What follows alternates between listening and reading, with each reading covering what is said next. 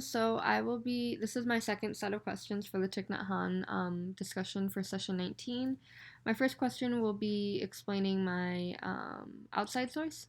So it's going to be a little bit lengthy, but bear with me because it does have some good materials, and I'll post a link in the bottom of this discussion. So throughout the text, the author acknowledges and appreciates the presence of existence of non-human objects, such as the moon, your heart, liver, and eyes. And he goes on to say how we should appreciate it and how more often than not we're not appreciating these things and being mindful that they are there.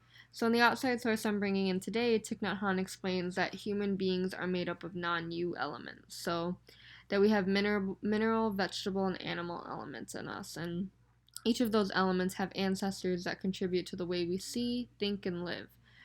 So, what he went on to explain even further is that um, what we're doing, we're not doing it alone. There's so much more than just us beneath the surface of things, that our ideas are not our own, and neither are our vision or our ability to speak or ideas.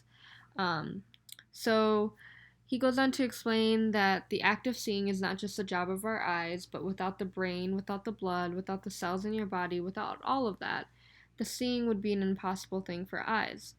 This complex of superiority that human beings developed insinuates that we believe that we have a kind of intelligence and consciousness that other beings do not have.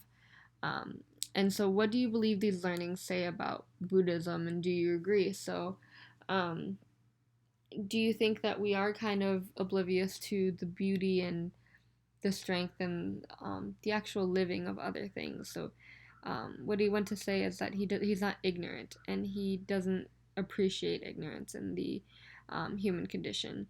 That we often think that our heart doesn't need to be appreciated, and that it doesn't, or that our ancestors don't contribute, or Mother Nature doesn't contribute either to what we create and put out into the world. That we're kind of ignorant and disregarding all of that. So I'm interested in see what you guys have to say about that. And my next question is: do the themes within this text relate to another reading or concept we have discussed throughout the course? So is there something about this that kind of resonated with you, with something we've read before? Feel free to bring in some quotes or attach a link if you want to add in something new from something we've learned before. But my third question is: what do you think the hardest thing about honoring the four aspects of love and four mantras for the practice of true love? So, which one would you find the hardest? I mean, they all require a little bit of reflecting, as well as some, you know, humbleness, and to identify our flaws and to work on them. So, which one would you say, is maybe your favorite, or you would struggle with the most?